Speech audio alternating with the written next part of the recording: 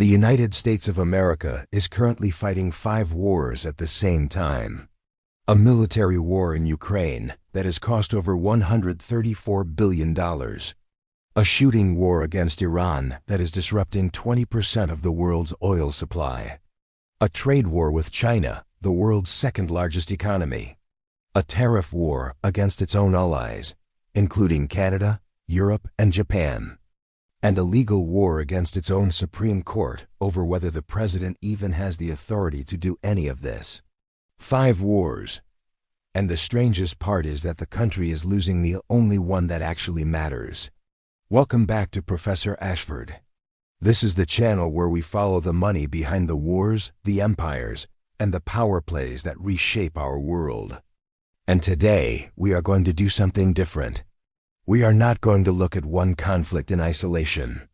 We are going to zoom out and look at the full picture. Because when you see all 5 of these wars running simultaneously, a pattern emerges that is impossible to ignore. It is a pattern that historians have seen before, and it never ends well. Let us start with the first war, Ukraine. In February 2022, Russia launched a full-scale invasion of Ukraine.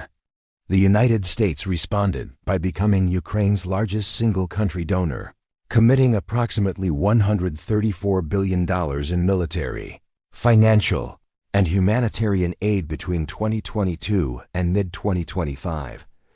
That is more than the United States spent on the entire Marshall Plan that rebuilt Europe after World War II, adjusted for inflation. American weapons became the backbone of Ukraine's defense. Patriot air defense systems, HIMARS rocket launchers, hundreds of armored vehicles, billions of rounds of ammunition, all of it flowed from American stockpiles to the Ukrainian front lines. But by 2025, the political landscape had shifted. The second Trump administration made it clear that the era of open-ended American support for Ukraine was over.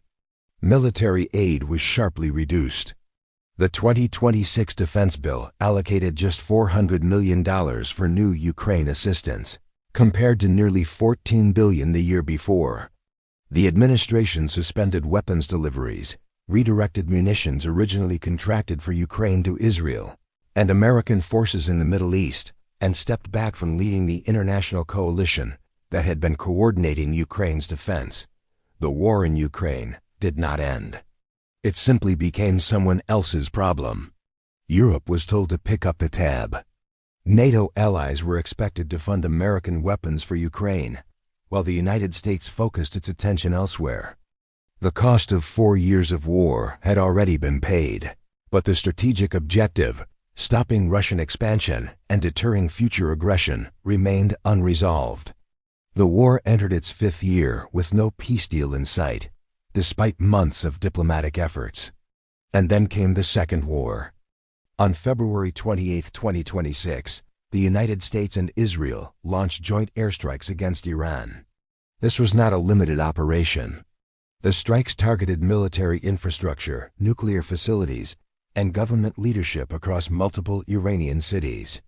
Iran's supreme leader was killed. The operation was the largest American military deployment in the Middle East since the 2003 invasion of Iraq. Iran retaliated immediately, launching missiles and drones at American military bases across the Gulf. Qatar, Kuwait, Bahrain, and the United Arab Emirates were all hit. Airports closed, airlines grounded their fleets. And most critically, the Strait of Hormuz, the narrow waterway through which roughly 20% of the world's oil supply passes every single day, was effectively shut down. Shipping ground to a halt. Insurance companies pulled coverage. Oil prices surged past $80 a barrel within days, and traders began warning that $100 oil was imminent. Qatar, one of the world's largest producers of liquefied natural gas, shut down its LNG facilities after Iranian drones struck its territory. That single decision removed approximately 19% of global near-term LNG supply from the market overnight. European gas prices nearly doubled in a week. Asian markets scrambled for alternatives. The Dow Jones fell over 400 points. South Korea's stock market suffered its worst crash since 2008, The Korea's 2008 Second War was costing the global economy billions of dollars per day. And America was footing a significant portion of the military bill, while simultaneously watching the economic fallout ripple through its own markets. Now let us talk about the third war, the trade war with China. This one has been simmering for years, but in 2025, it reached an entirely new level. The Trump administration imposed tariffs as high as 145% on Chinese goods. China retaliated with tariffs exceeding 100% on American products. At one point, the two largest economies on the planet had essentially built tariff walls so high that normal trade between them became almost impossible. A temporary truce was reached in late 2025 after a summit between the American and Chinese presidents. Tariffs were reduced to a 10% baseline on both sides. But the underlying competition did not stop. The United States imposed 25% tariffs on advanced semiconductor imports, targeting the chips that power artificial intelligence and advanced computing. China responded by accelerating its push for technological self-reliance, launching its 10th five-year plan with a focus on reducing dependence on any technology controlled by the United States. The trade war with China was never just about trade. It was about technological dominance, military positioning in the Pacific, control over supply chains for critical minerals, and the fundamental question of which country would lead the global economy for the next century. And while America was busy fighting this economic war, China was quietly signing trade deals with every country that America was alienating with its tariffs. Which brings us to the fourth war, the tariff war against America's own allies. This is perhaps the most bewildering of all five conflicts. In 2025, the United States imposed 25% tariffs on Canada and Mexico, its two largest trading partners and two countries with which it shares the most integrated supply chains on Earth. Steel and aluminum tariffs hit 50%. Automobile tariffs reached 25%. And on April 2, 2025, a sweeping set of tariffs was imposed on nearly every country on the planet, with a minimum rate of 10%. The European Union was hit with a 30% tariff. Japan negotiated a deal but still faced 15%. Brazil was slapped with 50%. Even Denmark, Norway, and Sweden were targeted with special tariffs as leverage in a dispute over Greenland. The United States was simultaneously fighting trade wars with its closest military allies, its largest economic partners, and nations that had been part of the American-led global order for decades. The results were predictable. Canada's economy contracted by 1.6% in the second quarter of 2025. Canadian businesses lost half their American customers.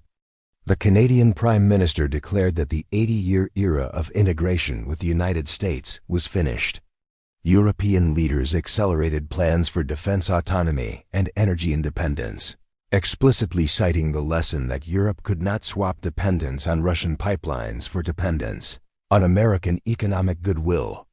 The average American household was paying roughly $1,500 more per year because of the tariffs. The effective tariff rate in the United States had risen from 2.4% to the highest level since the 1890s. GDP growth was projected to be cut nearly in half. And the trade deficit, the very problem the tariffs were supposed to solve, moved by a mere $2.1 billion on a $1.2 trillion gap. It barely budged. And then came the fifth war, the one that caught almost everyone by surprise. The war with America's own Supreme Court. On February 20th, 2026, the Supreme Court of the United States ruled 6-3 that the president had exceeded his authority by using the International Emergency Economic Powers Act to impose tariffs. The court declared that tariffs are a form of taxation, and under the Constitution, the power to tax belongs to Congress, not the president. In one ruling, the legal foundation for the majority of the tariffs that had been imposed over the previous year was demolished. The government had collected approximately $166 billion from over 330,000 businesses under an Authority the Supreme Court now said never existed. Those businesses are entitled to refunds. The logistical and financial implications are staggering. The administration responded by immediately invoking a different law, Section 122 of the Trade Act of 1974, to impose new 10% tariffs. This law had never been used before and was designed for temporary monetary emergencies lasting no more than 150 days. 24 states sued to block the new tariffs within days. The president responded to the Supreme Court ruling by calling the justices fools and lapdogs who were unpatriotic and disloyal to the Constitution. This was not a policy disagreement. This was a direct confrontation between the executive branch and the judiciary over the fundamental question of who has the power to tax and regulate commerce in the United States. So there you have it. 5 wars running simultaneously. Ukraine, Iran, China, America's allies, and America's own court system. Now let Professor Ashford ask the question that matters most. What is all of this costing? The defense budget for 2026 authorized $901 billion in military spending. That is $8 billion more than the White House even asked for. On top of that, the federal budget deficit hit $1 trillion in just the first 5 months of the fiscal year. The Congressional Budget Office projects a total deficit of $1.9 trillion for the full year. The national debt has reached 101% of GDP, a level not seen since the aftermath of World War II. Interest payments on that debt alone are approaching $1 trillion per year. By 2036, they are projected to exceed $2 trillion. To put this in perspective, the United States is spending nearly as much on interest payments as it spends on its entire military. The country is borrowing $7 billion per day just to keep the government running. And all of this is happening while the economy is being weakened by tariffs that reduce GDP, a trade war that shrinks export markets, and a shooting war in the Middle East that is driving up energy costs worldwide. Now let us zoom out even further, because this is where the historical pattern becomes clear. Every great empire in history has faced a version of this moment. A moment when it is fighting on too many fronts at once, spending more than it earns, borrowing against its future, and slowly losing the economic foundation that made it powerful in the first place. Spain in the 16th century was the wealthiest empire on earth. It controlled the gold and silver mines of the Americas, but it spent that wealth fighting wars across Europe, against the Ottomans in the Mediterranean, against the Dutch in the Netherlands, against the English on the seas. The gold flowed in, and the wars consumed it even faster. Spain went bankrupt 4 times under Philip II alone. The empire that had more gold than any nation in history destroyed itself through overextension. Britain in the 20th century followed the same pattern. 2 world wars drained the treasury. The cost of maintaining a global empire stretched from India to Africa to the Middle East became unsustainable. Britain came out of World War II victorious but bankrupt, owing billions to the United States and forced to sell off its empire piece by piece to pay the bills. The British pound, once the world's reserve currency, was dethroned by the dollar. Victory in war was accompanied by defeat in economics. The Soviet Union collapsed not because it lost a battle, but because it spent itself into oblivion. Decades of military competition with the United States, a bloated defense budget, a stagnant economy that could not generate enough wealth to sustain the demands placed on it. All of these pressures accumulated until the system simply gave way. The Soviet Union did not fall to an invading army. It fell to a balance sheet, and now look at the United States.